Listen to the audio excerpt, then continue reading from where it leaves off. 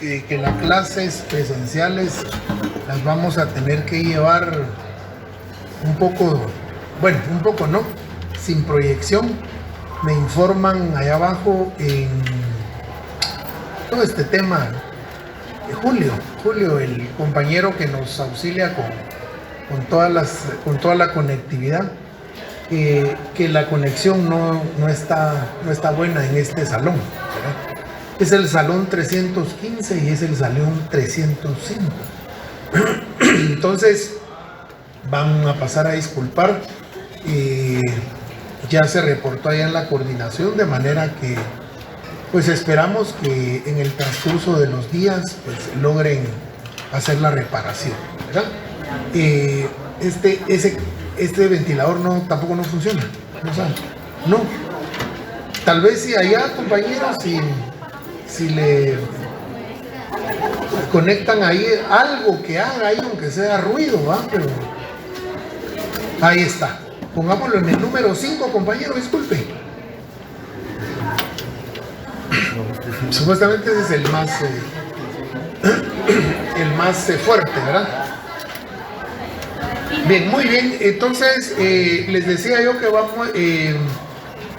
empiezo en punto a las 5:30 para que aprovechemos el tiempo, de manera que ya a las 18:45 ya estamos afuera, ¿verdad?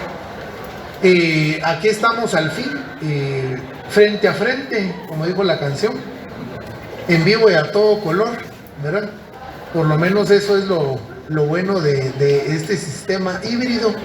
Nos vamos a estar conociendo más todos, sobre todo para los exámenes parciales, por lo menos el primero y el segundo parcial, porque allí sí vienen todos los compañeros. Según revisé hoy, hay 102 compañeros asignados en esta sección, ¿verdad? Entonces, pues esperamos, o yo espero por lo menos llevarlos a feliz término y que todos aprueben el curso. El curso, ya les dije, no es complicado, no es difícil, ¿verdad? Solo el primer examen parcial lo hacemos sin el uso de leyes. Ya en el segundo parcial van a poder entrar todas las leyes habidas y por haber. Y en el examen final no digamos, ¿verdad? Es un curso eminentemente práctico y tratamos la manera de hacerlo práctico de esa manera, ¿verdad? No dejen de venir, no dejen de asistir a las transmisiones de las clases en línea, porque ahí es donde perdemos el hilo conductor. Y entonces el problema es que después pensamos y creemos que el conocimiento va a venir como la divina providencia y que para los exámenes parciales va a descender del cielo, peor aquí en el tercer nivel, ¿verdad? Un ente extraterrenal y todos se quedan viendo para arriba, ¿verdad? No sé si el diseño de la fundición o qué, ¿verdad? Y les repito lo que les dije ya en la primera clase, sobre todo a las compañeritas, ¿no? El día del examen yo no sé nada. Entonces no me digan, hola, pero Link, por favor, mire, pero solo dígame si sí o no. No aplica, le digo yo, no aplica la respuesta, ¿verdad? Entonces, vengamos, es lo único que les pido, o conéctense, ¿verdad? Yo sé que ya tienen ahí descubrieron la función de grabarlo a uno y todo, pero bueno, esperemos que tengan el tiempo para ir las grabaciones. Nos habíamos quedado en la diapositiva número 15, las primeras 40 que les envié. Espero que las logren. Hoy no creo terminarlas, pero sí terminarlas el día jueves, y así poco a poco vamos a ir avanzando. Es que vieran, como es mucho el contenido, ¿verdad? Entre más avancemos, mejor. Bueno, nos corresponde ahora el principio de defensa. Se recuerdan que estábamos en base a los principios del licenciado Jorge Mario Castillo. Yo les había informado también que podíamos nosotros adquirir la obra del licenciado Hugo Calderón, profesor jubilado de esta facultad, del curso de Derecho Administrativo y Procesal Administrativo, y igualmente el licenciado Jorge Mario Castillo. Él, pues tuve yo el honor de recibir el curso Derecho Administrativo 1 con él, y él era bien exigente, ¿verdad? Porque a las 5 empezaba a dar la clase, allá abajo, ¿verdad? Me recuerdo, lo recibíamos en los salones, en los primeros salones, ¿verdad?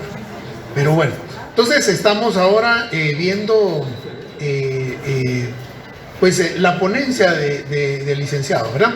El principio, pueden utilizar obviamente sus teléfonos, ¿verdad? O si trajeron sus diapositivas, sus leyes siempre las tienen que traer para poder hacer todas las anotaciones, ¿verdad? Y pueden tomar nota del curso. El principio de defensa tiene que ser tomado con la norma general obligatoria para la administración, y consiste en que el administrado, antes de dictar una decisión, resolución o acto administrativo, debe dar la oportunidad al particular a que se defienda, principalmente si se trata de una sanción por violación a las normas o reglamentos administrativos. Esto quiere decir que antes de que se emita la resolución de fondo, entonces la autoridad escuche, buenas tardes, escuche, o que se manifieste el interesado. Esto regularmente no se da, pero el principio de defensa de todos modos se va a hacer valer posteriormente con los recursos. El principio de defensa está regulado en el artículo 12 constitucional. Es un principio como consecuencia entonces de jerarquía constitucional, y por eso es de que existen posteriormente los recursos administrativos de control directo. Cuando ya estemos viendo los procesos y estemos viendo el procedimiento de bueno, es así, ¿verdad? Pero ustedes dirán, bueno, ¿qué tiene que ver laboral? Pero lo vamos a tener que ver, el procedimiento de despido, ¿verdad? Directo, justificado o injustificado, de un servidor público en base a la ley del servicio civil, antes de que se produzca entonces la resolución de la imposición o que haya causado Estado la imposición de la sanción administrativa al servidor público, se le escucha para que entonces se defienda y presente sus argumentos. En base a eso, entonces la autoridad va a tomar la decisión de imponerle o no la sanción administrativa. Eso se le llama la imposición del régimen disciplinario de conformidad con la ley de servicios, pero eso va a ser cuando nosotros ya lo veamos posteriormente en el procedimiento del servicio civil. La administración tiene la obligación de informar al particular. Por favor, compañeros, tomen los lugares que están apartados, por favor. Tomen los lugares, pasen por favor, quiten los cuadernos, lapiceros y lo que sea, yo les autorizo. Aquí la tierra es de quien la trabaja. Los escritores no tienen nombre, ¿verdad? No tienen nombre. Me chocaba de verdad, me caía mal cuando yo era estudiante, y creo yo que se sigue conservando esa mala tradición. Entonces, a toda la clase, por favor, no apartar lugares. El que vino temprano se sienta. ¿Cuántos semestres no en la tarima recibía uno clases hasta en la puerta, ¿verdad? Es la universidad pública, los recursos no alcanzan, ¿verdad? Y dirían de haber salones suficientes, pero no alcanza. Pero es la única universidad pública, entonces tenemos que condescender a esa realidad, ¿verdad? Bueno, muy bien, se han iniciado de oficio y dar la oportunidad de enterarse del contenido de los motivos del mismo y presentar dentro del procedimiento las pruebas que consideren necesarias a efecto de desvirtuar lo que la administración dice. Como estamos en la fase del expediente todavía administrativo, a esto se le puede llamar también entonces pruebas para que nosotros presentemos, para que el funcionario o el servidor público obligado en la norma a resolver, entonces tenga los elementos suficientes para poder resolvernos a favor o no. Este derecho se analiza desde el artículo 12 constitucional, aplicándose supletoriamente al administrativo. Pero si se hace un análisis de lo que significa la juridicidad, podemos ver que los principios deben de ser aplicados sin necesidad de la aplicación supletoria del artículo constitucional mencionado.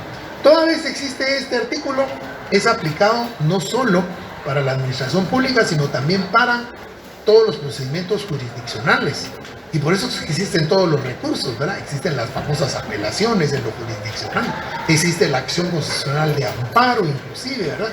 Que se ha desvirtuado un poco, pero bueno, ¿verdad? Porque recuerden ustedes que la acción constitucional de amparo se sienta sobre la base de la vulneración de un principio fundamental constitucional o de derechos humanos, pero como ahora todos derechos humanos, ¿no? Toda violación de derechos humanos. Entonces por eso es de que ahora existen prácticamente una corte constitucional que es una corte amparista que resuelve amparo, ¿verdad? No solo que conoce en única instancia, sino también conoce en única instancia de apelación de todos los amparos a nivel nacional. Principio de imparcialidad. Si bien es cierto que el administrador debe de cuidar por el orden público, también lo es cuando existen conflictos de intereses entre particulares de resolver en una forma imparcial atendiendo al interés general, sin inclinaciones hacia ninguno de los administrados. En este caso se puede ejemplificar un procedimiento ante juez de asuntos municipales cuando existe de una denuncia queja de un particular contra otro, en el caso de las licitaciones públicas en las que el funcionario o funcionarios que participan en estas deben de actuar con absoluta imparcialidad. Bueno, aunque no lo crean, los juzgados de asuntos municipales están dentro de la órbita, ¿verdad? Digámoslo, de lo administrativo porque pertenecen a las municipalidades. No son reconocidos los juzgados de asuntos municipales dentro de la jerarquía, mucho menos de la ley de tribunales, ¿verdad? Por eso sé que acá nosotros lo vamos a ver así, bien general. Como es demasiado, el contenido es muy extenso, el derecho administrativo, entonces no lo podemos entrar a conocer, ¿verdad? Pero lo que sí es cierto, compañeros, es que ya hay este tipo de órganos administrativos que imparten justicia administrativa municipal. Ya la mayoría de municipalidades, 340 municipalidades, deben de tener su juez de asuntos municipales. Tiene que ser un abogado ese juez. Y tienen toda la estructura posterior de cualquier judicatura, ¿verdad? Hay un secretario, hay oficiales, hay comisarios y demás. Hablando por el tema también sobre todo de empleo, ¿verdad? De trabajo. Bueno, los compañeritos que les tocó aquí, pues ni modo, ¿verdad? Una tarde soleada, baño de sol, ¿va? Que a estas horas el sol ya no es tan, ni a su edad, ¿va? Ya no es tan nutritivo, dijera, ¿va? Nutriente, ¿va? Los bebés sí todavía los primeros, el sol de las mañanas y todo, ¿verdad? Y bueno, habría que pensar para la próxima unas cartulinitas, ¿verdad? O papel rotafolios, ¿verdad? Estos son baratitos, ¿verdad? Hagan ahí la cooperacha y los pegan y asunto arreglado, ¿verdad? En este caso, bueno, y en el caso del ejemplo que habla acá el licenciado Mario Castillos, las licitaciones y las cotizaciones. Eso lo vimos en el segundo curso de Derecho Administrativo 2, ¿verdad? Yo trato la manera de la última unidad del Derecho Administrativo 2, Salud, del Derecho Administrativo 2, de poner mucho contenido, porque mi experiencia en 17 años de ejercicio profesional y cuando he ejercido la función de asesor en diferentes dependencias del Estado, miren, las compras es un nicho de oportunidades para todos los profesionales, sobre todo para los abogados.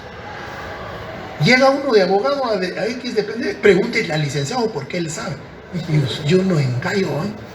Nada de compras, ¿verdad? ¿Qué es eso, verdad?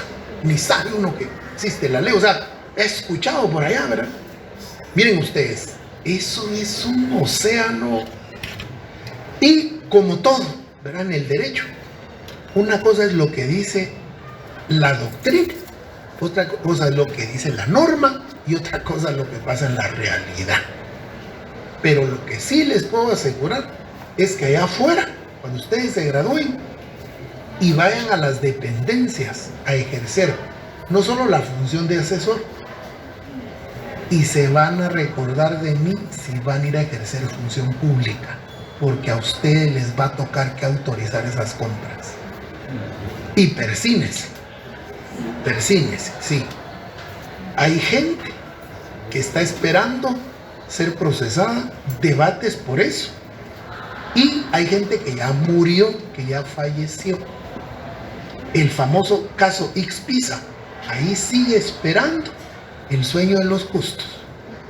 El decano de la Facultad de Medicina de esta universidad murió en prisión en la época del COVID. Falleció el decano por ese abuso excesivo de la prisión preventiva, ¿verdad? Y ahí está el montón de pobres enfermeras que fueron obligadas y nombradas para estar en la junta de licitación de millones y millones de quetzales para el Instituto Guatemalteco de Seguridad Social. Inclusive el propio presidente del ICS está procesado por eso. El pobre, ya creo, se hizo pastor y toda la cosa, va a cada audiencia con su Biblia, ¿verdad? Sí, ¿verdad? Y no es burla con la fe, ¿verdad? Sino que, pues miren, las vidas. Y estamos hablando del presidente del ICS que nombró Otto Pérez Molina, ¿verdad? Y eran 500, 600 millones de quetzales en diálisis y algo por ahí, el cuento. El asunto es de que así como aquella señora que agua mágica, dice que fue a dejar al lago de Amatitlán para curarlo, ¿verdad? Algo así fue el caso de Ixpisa. Ha sido de las grandes defraudaciones al Estado que ha tenido. Y ese es el caso, más sonado, ¿verdad? Aquí mismo en la propia universidad. Allá en Quetzaltenango, en unos terrenos, procesado el rector, los decanos, el secretario tener, no, hombre, de verdad. Entonces pongámosle mucha atención a esto, ¿verdad? Ya no podemos retroceder el tiempo, ahora ya no les puedo regresar a dar el curso Derecho Administrativo 2, pero yo sí, en base a esa experiencia, ¿verdad? Yo sé que tal vez les cayó mal a los estudiantes que llevaron el curso conmigo, pero fui insistente, ¿verdad? De, por ejemplo, conocer lo básico de la ley de compras y contrataciones, ¿verdad? El tipo de modalidades, cómo se integran las juntas de cotización, de licitación, los montos y demás, ¿verdad? Las excepciones que tiene la ley, ¿verdad? Por ejemplo, ¿verdad? Y, o sea, solo cositas básicas, ¿verdad? La ley es grande, pues, ¿verdad? Y al final vamos solo a tocarlo y a mencionarlo en materia de los recursos, ¿verdad? El recurso de revocatoria de reposición y luego el proceso contencioso administrativo, que también esa parte, ¿verdad? Después de que se agota la fase administrativa de los recursos, pues el particular que se sienta agraviado en sus derechos puede ya acudir al Tribunal Contencioso Administrativo a demandar al Estado. ¿Y qué creen? La mayoría de las demandas las ganan los particulares. Así es que muchos funcionarios, muchos políticos, ministros, viceministros, y etcétera, etcétera, ¿verdad? Prescinden de los eventos, no quieren adjudicar por este tema del miedo. Muchos funcionarios, ay, sí, se deslumbran, ay, voy a ser ministro, voy a ser viceministro. Cuando llegan ahí, solo andan viendo cómo no firman, ¿verdad? Encima de todo, pues, se contratan unos asesores que les meten miedo. Mire, ministro, no firme, no vaya a firmar eso, ¿verdad? No, mejor si lo prescinde, hay que prescindir el evento, ¿verdad? Y entonces la población tiene necesidad de los servicios, ¿verdad? Y lamentablemente es a través de esta famosa ley de compras y contrataciones del Estado que ahora el Estado puede comprar todo, absolutamente todo. Lo que ustedes se puedan imaginar, hay que comprarlo a través de esta ley.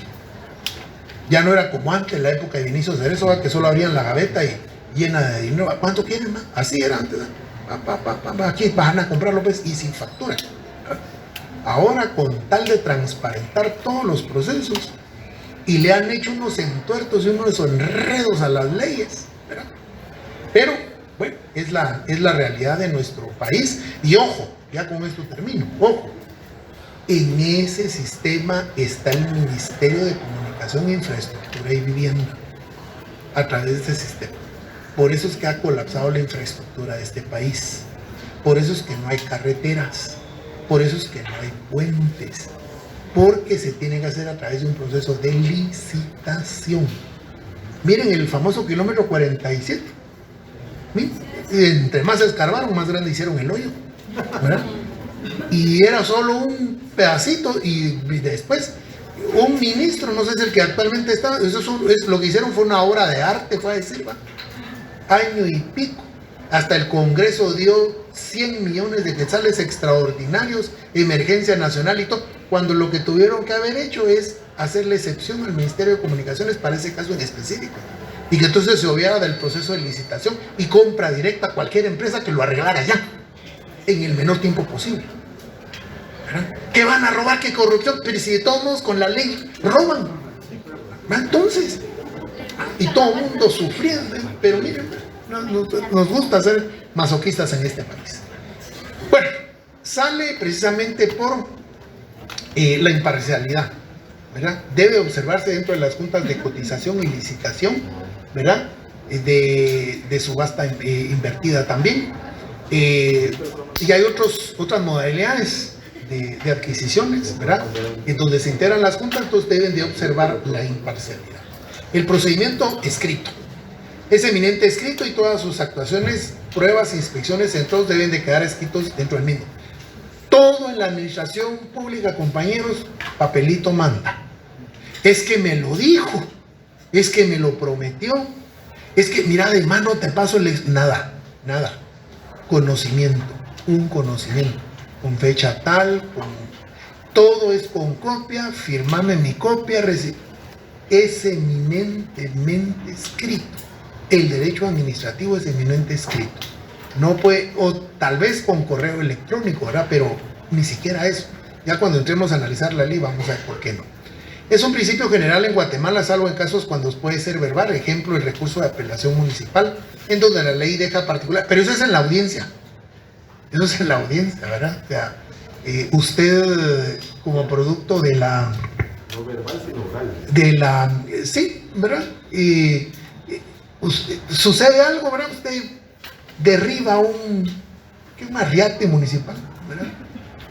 Y entonces van a aproximar los de la PMT, ¿verdad? Y los de la PMT no lo van a conducir, ¿verdad? Ni le van a quitar el carro, solo su DPI y su licencia. Entonces de una vez le dice, mire, mañana a las 11 de la mañana en el juzgado de asuntos municipales, ¿verdad? Y usted tiene que acudir a esa audiencia. No tiene necesidad de llevar abogado hoy, ¿verdad? Porque un abogado le va a cobrar 1.500 la audiencia por muy barato, ¿verdad? Entonces, ¿qué va a hacer ahí el juez de asuntos municipales? ¿Verdad? Ya va a tener el presupuesto de cuánto usted tiene que pagar, ¿verdad? Para que le arreglen el arriate que usted destrozó, ¿verdad? Como es un bien municipal, digámoslo, ¿verdad? Entonces usted lo tiene que pagar y ahí la unidad de construcción y todo ya le hizo su presupuesto y usted lo tiene que pagar. No lo puede pagar en efectivo, pues ahí mismo le sacas un convenio de pago para ver cuántos pagos lo va a pagar. Y entonces ahí le devuelven su DPI y su licencia. Usted no está de acuerdo entonces con el monto. Ahí está entonces su recurso de apelación municipal y lo hace expresar a viva voz, ¿verdad? Y entonces ahí le dice al juez, ¿verdad? Y por supuesto usted tiene que argumentar por qué no lo puede pagar, ¿verdad? Procedimiento sin costas. Cuando es un procedimiento administrativo se dicta la resolución final, no hay procesamiento de costas ni en costas al administrado. El procedimiento administrativo es gratuito. No hay, usted no tiene que pagar nada, ¿verdad? A menos que la solicitud conlleve una tasa municipal, un arbitrio municipal, una contribución especial. Y, por supuesto, si se va a tratar de recursos administrativos, de revocatoria y de reposición, si usted va a utilizar los servicios de un profesional, el profesional sí sabe que en cada hoja, eso sí, ¿verdad? Tiene que ¿cómo se llama? Impregnar ahí, ¿verdad? El timbre de forense, ¿verdad? De un quetzal, ¿verdad? Porque según la ley de timbres, ¿verdad? Todos los abogados, cuando actuamos en cualquier actuación, en cualquier escrito, ante cualquier autoridad, aún así sea muy administrativa, tenemos que pegar ese timbre de un quetzal por cada hoja, ¿verdad? Entonces, pero como eso va dentro del presupuesto que le cobramos a los clientes, ¿verdad? Si van a actuar 2 abogados, son 2 timbres, por supuesto, ¿verdad? Y si van a aquellos, van de 3 hasta 5, he visto memoriales de 5 abogados, ustedes van 5 timbres ahí, ¿verdad? Porque es un timbre por abogado, ¿verdad? Pero lo hacen los bufetes grandotes, ¿verdad? Y con ocasión de que actúa uno separado o indistintamente. Entonces no puede ir el primero, va el segundo, no puede ir el segundo, va el tercero y así sucesivamente, ¿verdad? Principio de procedimiento sin costas. Bueno, no hay costas, no tenemos que pagar nada. Buenas tardes, adelante. Principio de sencillez, rapidez, economía y eficacia. Tiene como propósito que la administración moderna no burocratice los expedientes. Si cumplieron con los requisitos, se verificaron gestiones internas dentro del procedimiento administrativo, debe resolverse conforme a la ley. Es lo que pretende la famosa ley antitrámites. Se aprobó una ley antitrámites hace como unos 3 años de parte del Congreso. Como consecuencia, pues salió un procedimiento, ¿verdad?, para que la mayoría de instituciones públicas que presten servicios a la población, pues puedan generarse los procedimientos en línea, ¿verdad? Hay muchas instituciones que ya generan los servicios en línea y como consecuencia se paga en línea. Y se supone que a través de estas plataformas ya queda registrado el expediente. Prueba de ello es los servicios que presta el Registro Nacional de las Personas. Ahora ya tramitamos certificaciones de nacimiento, de defunción, de matrimonio, etcétera, etcétera, a través en línea, ¿verdad? Por supuesto nos va a salir un poquito más elevado el costo, pero desde la comodidad de nuestra casa o de nuestra oficina generamos ya los documentos que tienen la misma validez, sin lugar de estar ahí hacer colas, ¿verdad? Imagínense, para ir al RENAP central, por ejemplo, los abogados y notarios, solo ahí a ese RENAP podemos ir, ¿verdad? Y no hay ventanilla especial. Entonces, hacer cola ahí uno, ¿verdad? Entonces, media mañana con eso, ¿verdad? Y si no, pues podemos acudir también siempre a las delegaciones, pero a menos que no sean trámites notariales, ¿verdad? Y se paga en línea, ¿verdad? Le descuentan a uno y todo, y al correo llega ya el documento, ¿verdad? Esos son uno de los ejemplos, ¿verdad? Aquí mismo también, ¿verdad? Las retrasadas que ya empiezan el próximo sábado, ¿verdad? Para los que llevan retrasadas. El pago es en línea, ¿verdad? Se genera su boleta, usted tranquilo. En mis tiempos había que ir a hacer cola ya a Caja Central a pagar a los bancos, ¿verdad? Se pagaba el Banrural o el GIT y eran esas grandes colas, ¿verdad?, para pagar los 10 quetzales de la retrasada y traer la boleta. Y había que adjuntar la boleta al examen, ¿verdad? Ahora no hay necesidad, porque usted, para hacer el proceso de asignación de su retrasada, tuvo que pagar, tuvo que asignarse, inscribirse, entonces a uno ya le aparece cargado en el listado de estudiantes, ¿verdad? Entonces no va a aparecer ahí si no pagó, ¿verdad? Ya pagó, ¿verdad? Muchos todavía, Lick va a querer el nombre, no, la boleta ahí, guárdala de recuerdo, ¿verdad? Ya no se utiliza eso. Poco a poco pues nos vamos nosotros prácticamente tecnificando en ese sentido, ¿verdad? A eso se le llama dentro de la administración pública simplificación de trámites. Y está debidamente fundamentado, ¿verdad? Bueno, artículo 2 del decreto 119, principios legales o jurídicos. Aquí ya pasamos al apartado de los principios legales o jurídicos del procedimiento administrativo. Para los que trajeron su ley, lástima como no está la proyección, ¿verdad? Pero los que tienen a la vista su diapositiva van a ver la forma didáctica que lo tienen que hacer. Artículo 2 de nuestra ley de lo contencioso administrativo, el decreto 119-96. Establece 7 principios llamados también principios del expediente. Si yo le pregunto en el examen, el primer examen parcial, enumere 2 o 3 principios legales del procedimiento administrativo, acá tiene 7. ¿Cómo así 7? Dirán. Artículo 2, principios. Los expedientes administrativos deberán: 1. No lo dice la ley, es la forma didáctica de hacerlo, por eso la presentación, la diapositiva. Compañerita, aquí hay 2 lugares, mire. Quite esas cosas que están ahí apartadas, por favor. 1. Impulsarse de oficio. Se formalizarán 2 por escrito, observándose el 3 derecho de defensa asegurando la 4, celeridad, y 5, sencillez, y 6, eficacia del trámite. La actuación administrativa, 7, será gratuita. Todos los principios tenemos: impulsarse de oficio, por escrito, derecho de defensa, celeridad, sencillez, eficacia del trámite, y será gratuita. Cuando yo examinaba privados, yo les preguntaba esos principios y le daban vuelta la ley, ¿va? No, licenciado, no. Lea su artículo número 2, ¿va? Y ni así, ¿verdad? En los privados uno llega también a enseñar, ¿verdad? Pues es importante, ¿verdad? Pero entonces, la presentación ahí la tienen todos en el Classroom, por favor. Si la baja, yo ya les dije que las tienen que bajar, las tienen que imprimir en un su folder o en su cartapacio transparente, y ahorita ya deberían de estar ahí, ¿verdad? Con su ley, ¿verdad? Subrayando y toda la cosa, ¿verdad? Muy bien, hasta ahí verán los principios legales del expediente administrativo. Evolución histórica del derecho procesal administrativo en Guatemala. El licenciado Hugo Calderón. Empezamos en 1808 con la Constitución de España, llamada Bayona, para España y las Indias, territorios conquistados por España.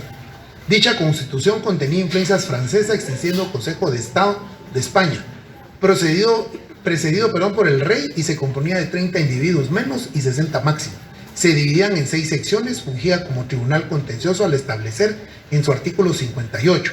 Las atribuciones de este consejo era conocer de las competencias de jurisdicción entre los cuerpos administrativos y judiciales, teniendo como dato interesante el sistema delegado de la justicia contenciosa administrativa.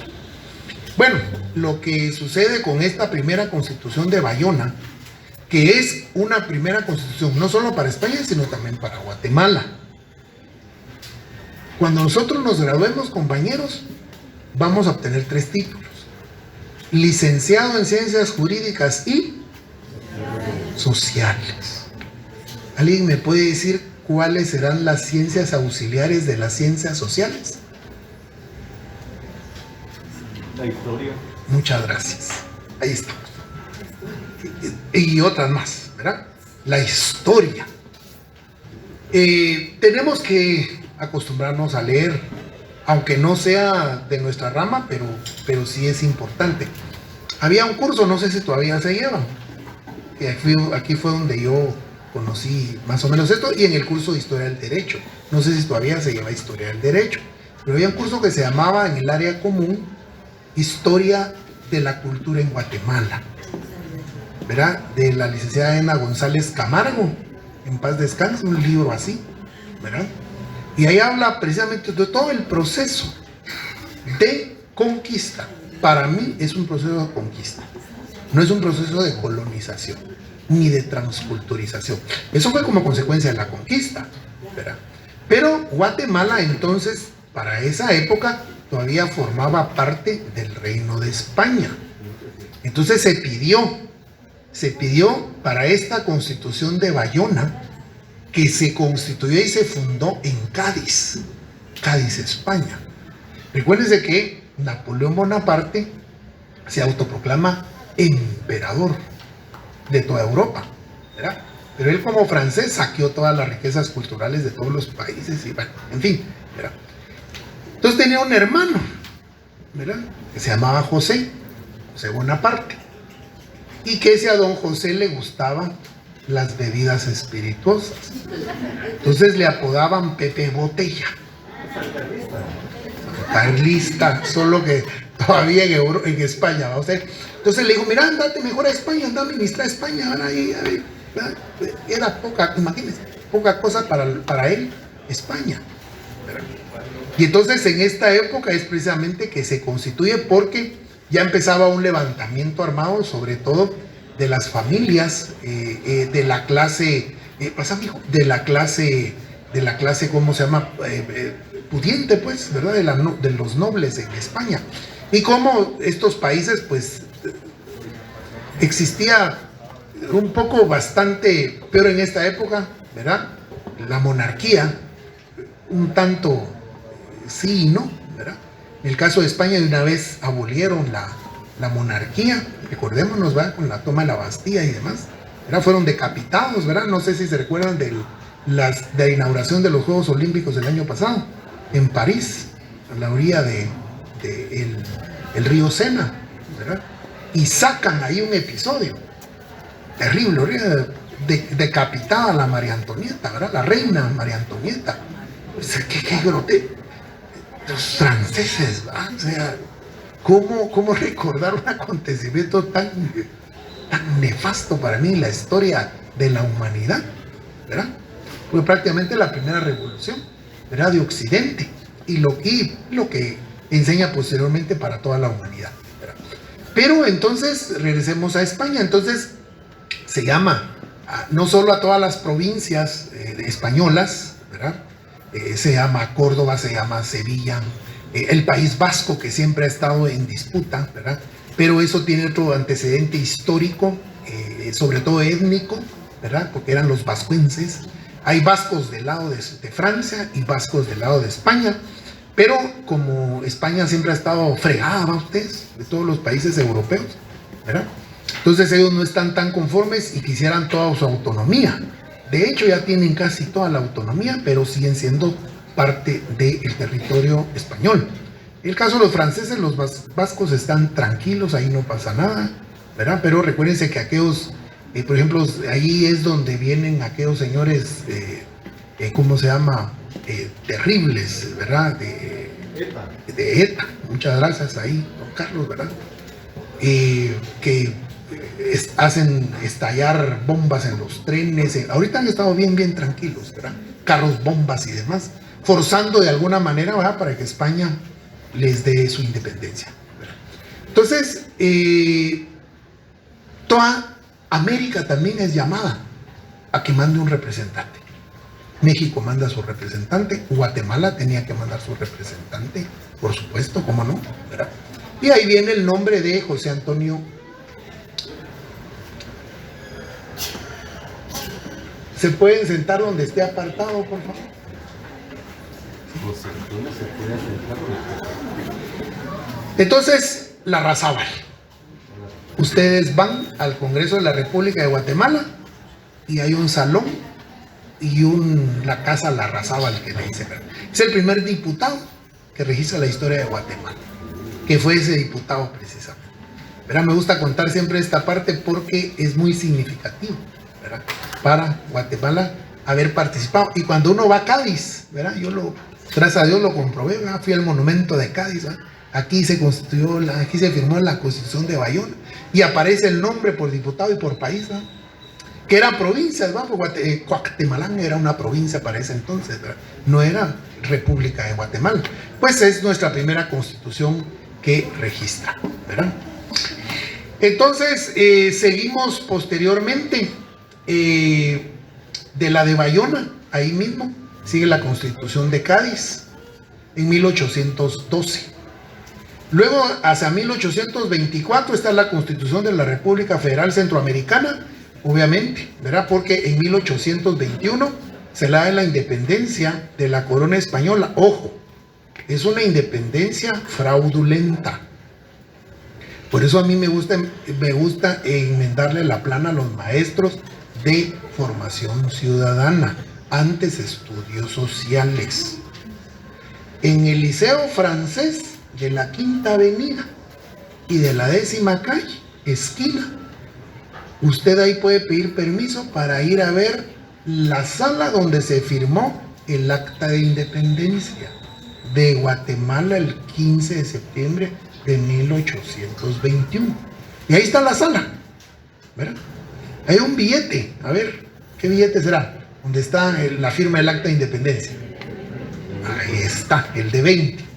Está en la parte de atrás y en el billete de adelante que Mariano Gálvez. ¿Y quién fue Mariano Gálvez? ¿Será que fue prócer de la independencia? Bueno, se los dejo ahí de tarea, ¿verdad?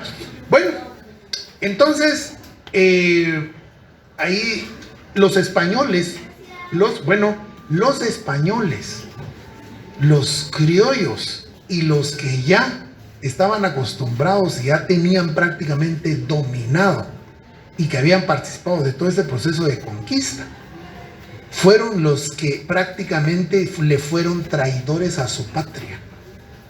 Porque ¿de dónde Gabino Gainza va a ser maya, ¿va? O originario de este país?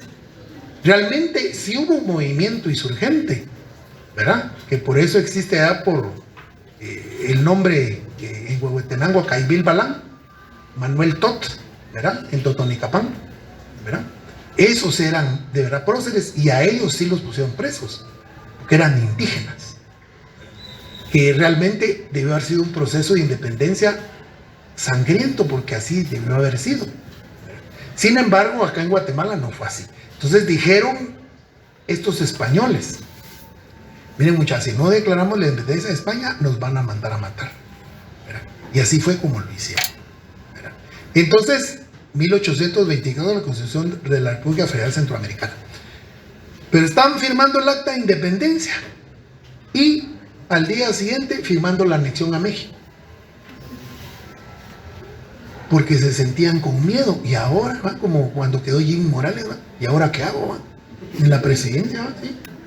Entonces lo mismo hicieron estos próceres, ¿verdad? ¿Y ahora qué hacemos? ¿Va? ¿Quién nos va a dar las instrucciones? ¿Quién nos va a dar las ordenanzas? Porque todo venía de España, ¿verdad? Entonces nos fuimos ahí a regalar a México, ¿verdad? Y entonces posteriormente, ¿verdad? Después de la desanexión, que eso se da el 23 de julio de 1823, entonces decidimos en bloque, ¿verdad? La Federación de Provincias Unidas de Centroamérica. Por eso se habla la Constitución de la República Federal Centroamericana.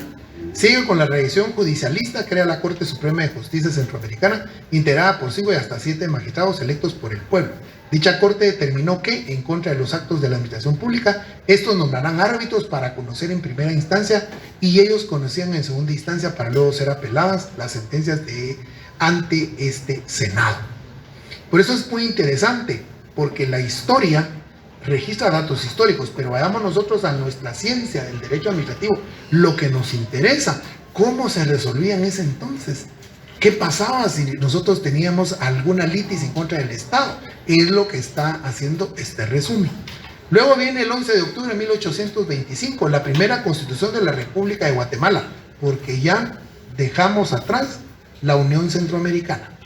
Y se crea el Poder Judicial y jueces inferiores. Sin embargo, no se crean más atribuciones que la de juzgarlo de delitos. Y en cuanto a las cuestiones administrativas, se establecía únicamente que la Corte Superior juzgará las actuaciones con el primer jefe de Estado, secretarios o secretarios del despacho, y en contra del segundo, si hubiera ejercicio, las funciones del primero.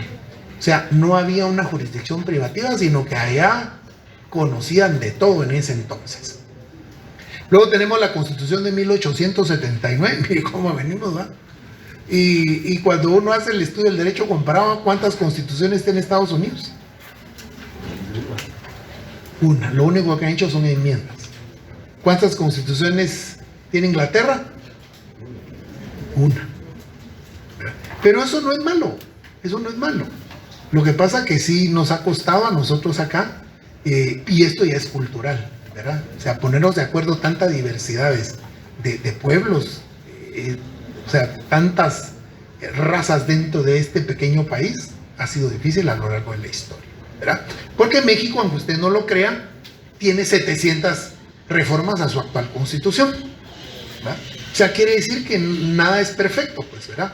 Pero y acá hay una reforma constitucional, la última y única con Ramiro de León Carpio. Aparece entonces el Tribunal de lo Contencioso Administrativo en 1879, miren, interesante, que establecía cuando el Poder Ejecutivo proceda como parte de algún negocio, este ventilará en los tribunales comunes y en caso de contienda acerca de los actos y resoluciones cuando se reclame en contra del Ejecutivo por abuso de poder, se procederá conforme a la ley de amparo. Imagínense. Asimismo, el artículo 77 de la referida Constitución se estableció la forma de un antejuicio por mala conducta por parte de los magistrados o jueces, en el sentido de conocer por parte del Senado dichas acusaciones y comprobarse proceder a su remoción, dirigirse asimismo a la Asamblea que en las cosas de mala conducta, negligencia o ineptitud, procederá a la remoción a los funcionarios judiciales electos por él y a la de los miembros del Tribunal Contencioso Administrativo. Es decir, ya para 1879, a pesar que estaba en el mismo ciclo, ya se pensaba entonces en la necesidad de tener una jurisdicción privativa. Luego, la Constitución de 1945, producto de la Revolución, dejó también establecida la creación del Tribunal Contencioso Administrativo en el artículo 164. En el apartado de la jurisdicción privativa, inciso B, establecía el Tribunal Contencioso Administrativo con atribuciones para conocer en casos de contencia originada por resoluciones y actos puramente administrativos. Sin embargo, son nombrados uno por el Congreso de la República, otros por la Corte Suprema de Justicia y el tercero por el Presidente de la República. Contra las sentencias de lo contencioso administrativo cabe el recurso de casación. Es decir, era una especie como de Corte Suprema o Corte de Constitucionalidad. ¿Y por qué razón? Porque ya se empieza a esbozar entonces la naturaleza jurídica del proceso contencioso administrativo.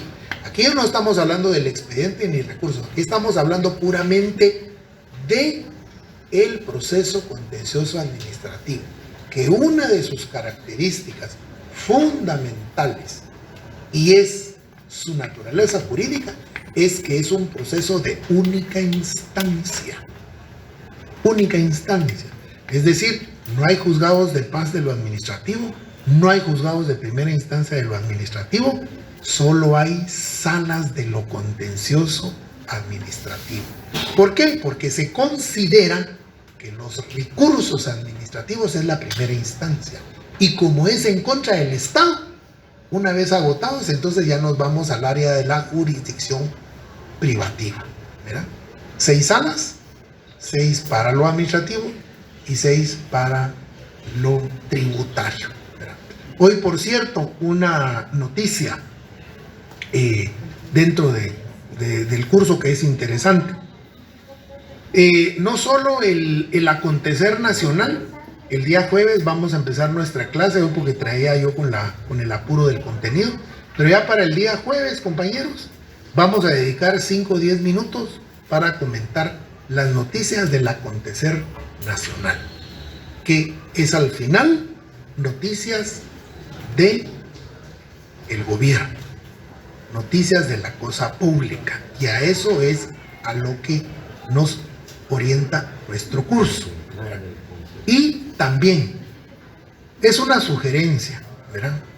Si yo pudiera ponerlo como algo obligatorio, sería pues interesante ver un ejercicio de estos, ¿verdad? Aunque sería pues muy realmente castigador, pienso yo, ¿verdad? No sé, para todos ustedes, que revisaran por lo menos en un mes las publicaciones del Diario de Centroamérica.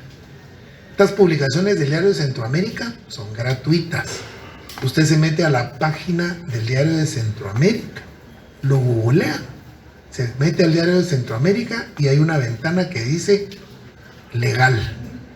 En esa página de legal usted se mete y ahí está la publicación, diario, ahí hay decretos del Congreso, ahí hay acuerdos gubernativos del presidente, ahí hay acuerdos ministeriales, ahí hay resoluciones, ahí hay de los entes autónomos, ahí hay de todo.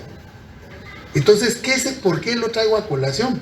Porque hoy se publicó en el Diario de Centroamérica una resolución de la Superintendencia de Administración Tributaria SAT. Vamos a ver, yo ya se los adelanté en el programa de curso, vamos a ver los procedimientos. Primero, administrativo tributario, ¿sí? Que son procedimientos totalmente diferentes que los de la administración pública en general. Estos son de la determinación de tributos que están constituidos en el Código Tributario. Nuestra ley de lo contencioso administrativo establece 2 fundamentales. Es el de revocatoria y el de reposición para toda la administración pública. Pero el decreto 6-91, Código Tributario, establece el procedimiento del único recurso, que va a ser la apelación, ¿verdad?, para la determinación de la imposición de tributos, ¿sí? Y entonces, para poder determinar también el procedimiento del recurso de impugnación en materia, oiga, administrativa, tributaria, aduanera, es otra historia. Ya no es el código tributario, sino ahí utilizamos el CAUCA y el RECAUCA, que son los dos instrumentos jurídicos centroamericanos que están homologados en toda Centroamérica para poder determinar estos recursos. Entonces, ¿por qué estoy dando toda esta explicación? Porque la resolución hoy de SAT tiene que ver con el CAUCA y el RECAUCA. Retrocedamos en el tiempo. Solo vean esto, compañeros, es que cuando lo leí, y ahí está, léanlo todavía, bájenlo, imprímanlo, guárdenlo para la historia. Tal vez la mayoría están bastante jóvenes, ¿verdad? Pero los de 45 para adelante, ¿verdad?, estaban más conscientes. Regresemos al gobierno de Otto Pérez Molina. Regresemos a la caída del expresidente Otto Pérez Molina y la exvicepresidenta Roxana Valdetti, que fue en el 2015. Parte de todos los casos que la CICIG y la FES le achacaron, de todos los casos, es el caso de TCQ. ¿Quién se recuerda del caso de TCQ? Ese fue cuando dieron parte de las portuarias, creo que para un 25 de diciembre, mientras uno estaba en 24, el día 25 firmaron ese. Qué bueno que se recuerde del momentito, porque cabalmente la noticia era que todos dándonos el abrazo comiendo el tamal y aquellos firmando, ¿verdad? ¿Qué fue lo que firmaron? La venta de la portuaria propiamente. Mire pues, lo que firmaron fue un contrato civil. Miren por qué es interesante que nuestro curso se relaciona con todas las demás ramas del derecho. Las demás no. Un civilista, olvídese. Ahí lo están llamando uno. Vos, mira, es que tengo que plantear un contencioso, pasame machote. Mira el recurso revocatorio reposible, porque no le entran, le huyen a esto, ¿verdad? Pero uno no. Uno le entra laboral, uno le entra civil, uno entra penal y por producto de relación con todo esto. Entonces fue producto de un contrato civil. Ese contrato civil lo que establecía era el otorgamiento en usufructo vitalicio del terreno, de terrenos de la portuaria Quetzal a TCQ. TCQ, que es una entidad extranjera, ¿verdad? Extranjera de España.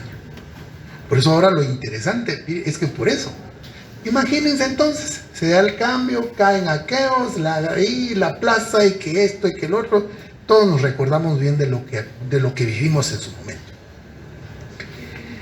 Entonces la PGN es la primera señalada y a ver pues TCQ, y entonces empieza el proceso contencioso administrativo. Ahí fue contencioso administrativo, no civil, a pesar que es un contrato civil. Pero PGN actuó inmediatamente.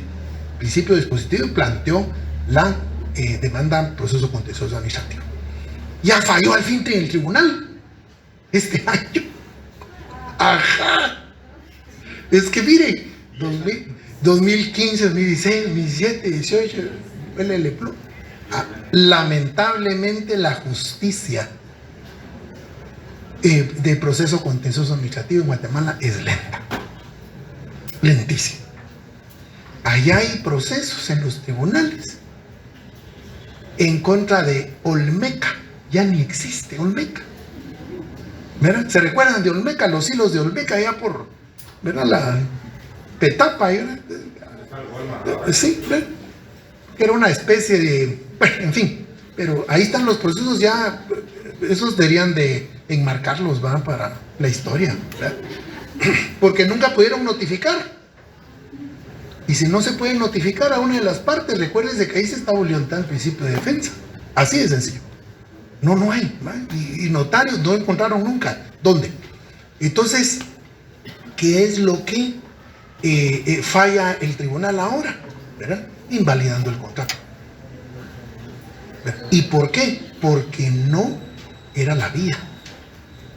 Es un contrato civil, declarando el usufructo vitalicio para que TSQ viniera a instalar sus barcazas y todas sus grúas y todo el cuento, ¿no? En terrenos que son propiedad del Estado. ¿Verdad? Por eso ahí actuó la PGN. Entonces, hoy la SAT publica, porque ahí le toca a la SAT. ¿Qué es lo que hace la SAT? Es anular el NIP de TSQ. ¿Qué va a pasar ahora? ¿Verdad? Se supone que todos aquellos venían con la última tecnología y ya estuvo, ¿verdad? Que ¿cómo se llama? Que nos vamos a atrasar más y bueno, en fin. Pero esos son errores garrafales que se cometen en el ejercicio de la función pública. Ahora, ¿cuánto, verdad? ¿Cuánto costó? Ah, sí, porque con alevosía, ventaja y nocturnidad. Ah, sí, el plan estaba bien diseñado para que nadie se diera cuenta, ni los medios de comunicación del Estado, ¿sí? Ah, porque la FESI sacó el caso. La FESI, si no, nadie dice nada tampoco. Bueno, por eso fue. Y hasta hoy día, miren todo lo que está aconteciendo y todo lo que está sucediendo. Hay casos paradigmáticos. Este es un caso que merece, después valdría la pena sacarle copia del expediente y hacer estudio de, chica, ¿verdad? 10 años ese proceso, ¿verdad? Pero me llamó la atención, digo, como 10 considerando la resolución, ¿va? Y bueno, se anula el NIT, o sea, desaparece la razón social, ¿verdad? Y dice que los bienes y todo quedan bajo custodia de Puerto Quetzal, se embargan esto, lo otro, aquí que allá, todas las medidas que SAT adopta, pero SAT como autoridad administrativa, tributaria, aduanera también, ¿sí? Porque le corresponde supletoriamente, ¿verdad? Porque SAT ve no solo la recaudación de tributos internos, sino también los tributos de todas las aduanas en las fronteras, por tierra, por aire y por mar. Entonces le toca a SAT, ¿verdad? Pero sí. Todo eso viene siendo también como lo que está pasando con la famosa Perenco, que es una minera que Sí. en una noche o un fin de semana, no sé qué, se renovaron el contrato por otros 25 años. Sí, miren, es triste decirlo, pero de este gobierno se esperaban muchas cosas y fue ofrecimiento, ¿va? Público, anular todas las licencias. Ajá, no, las presiones son muy fuertes, porque como no saben, ¿va? No se sabe, ¿va? Como dijo Vinicius Cerezo en una entrevista una vez, si uno y que ya está ahí, ya sabe dónde abrir las gavetas, uno sabe dónde sacar el dinero, pero como ya no le preguntan a uno, ¿va? Entonces desde afuera es muy fácil criticar, ya estando adentro las presiones son muy fuertes y no necesariamente presiones nacionales, sino internacionales, ¿verdad? Entonces anular todo ese montón de licencias, imagínense, ¿verdad? Entonces es bien complejo, bien difícil, ¿verdad? Pero así, ¿verdad? Va a ir cayendo, pues, cada caso, ¿verdad? Esto era cuestión de tiempo, ¿verdad? Porque esto sí, me recuerdo yo que la procuradora que nombró a Alejandro Maldonado era la licenciada Anabela Morfín. Mis respetos para la licenciada, ¿verdad? Anabela Morfín, ¿verdad? Civilista, ¿verdad? Ella sabía muy bien por dónde encauzar el camino y todos los demás procuradores pues tuvieron que seguir el proceso hasta el día de hoy, en la resolución del día de hoy, ¿verdad? Muy bien, Constitución de 1956. Con relación a esta Constitución, avanzó en cuanto al nombramiento de los magistrados, ya que como vimos en 1945 los 3 magistrados titulares y suplentes eran nombrados uno por cada organismo de Estado, interviniendo así con la independencia judicial de estos. Sin embargo, esta nueva constitución se estableció que los tres los nombraba el Congreso de la República. Eran solo 3 para ese entonces, ¿verdad? 1956. Artículo 193 que establecía, ¿verdad? El Tribunal de lo Contencioso Administrativo, como el de los conflictos de jurisdicción, se integra por 3 magistrados titulares y 2 suplentes, electos por el Congreso de la República, deberán ejercer sus cargos 4 años y tener las mismas calidades que los magistrados de la Corte de Apelaciones.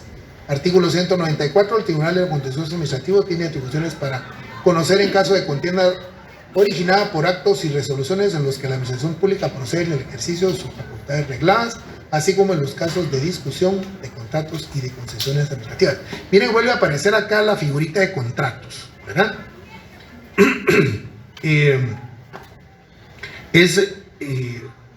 Tenemos que tener mucho cuidado, ¿verdad? Con los contratos, ¿verdad? Estos son eminentemente contratos administrativos. Contratos administrativos que vienen de un concurso, de cotización o de licitación, ¿verdad? Y pues obviamente no solo tenemos que conocer del proceso, regresamos al proceso de compras, ¿verdad? Sino hasta llegar a la fase de la aprobación, de la suscripción del contrato, que es cuando el representante del Estado, quien está fungiendo en ese momento, o de la entidad, perdón, firma con el oferente al que se le adjudicó el contrato.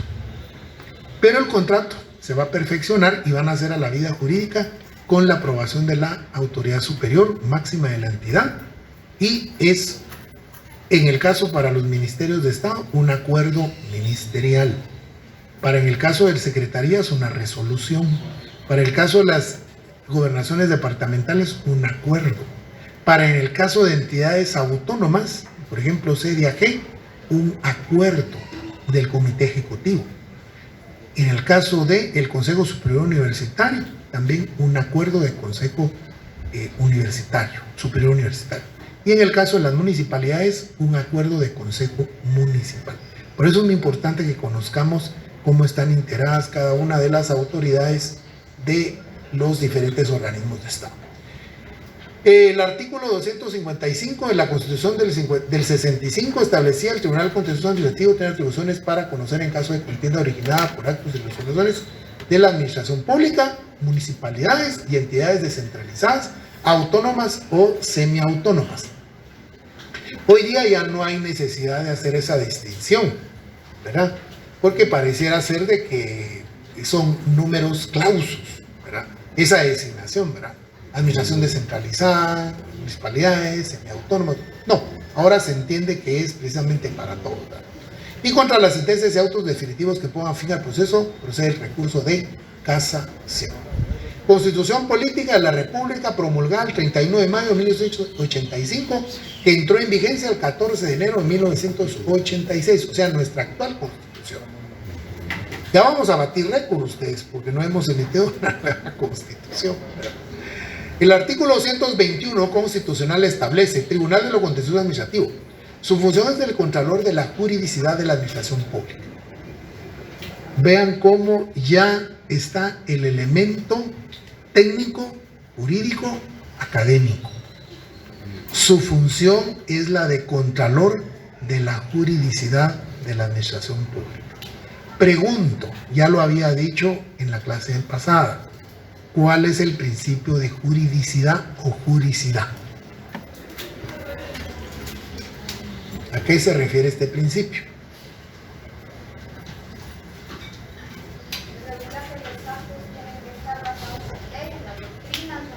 Muchas gracias, compañera.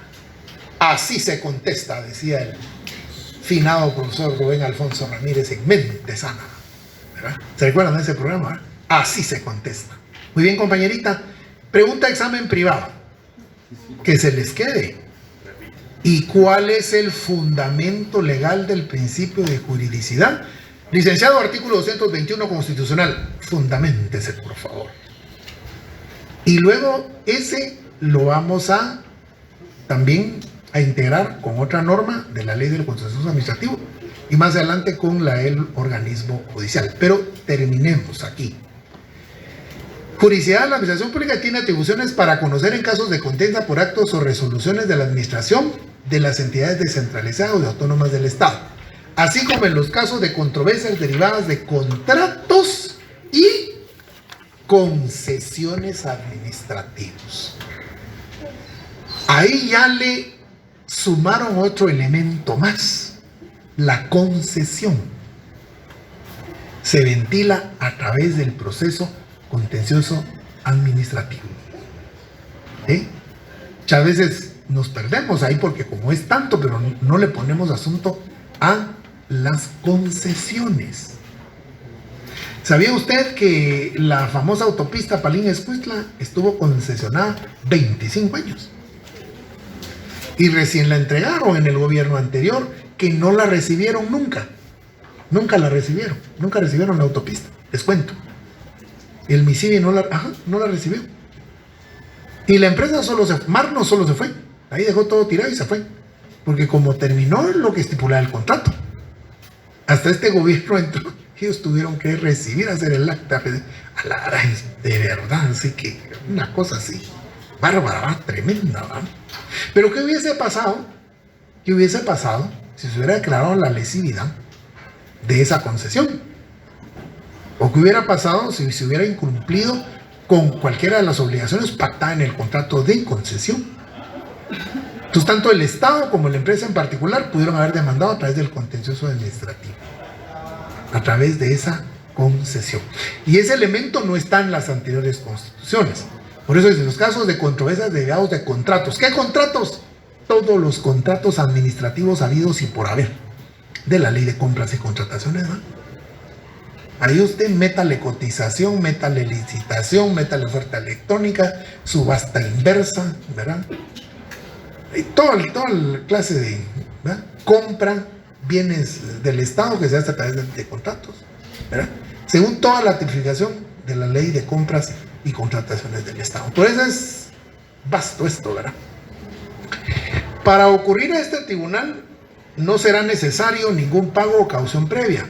Sin embargo, la ley podrá establecer determinadas situaciones en las que el recurrente tenga que pagar intereses a la tasa corriente sobre los impuestos que haya discutido o impugnado, en cuyo pago al fisco demoró en virtud del recurso.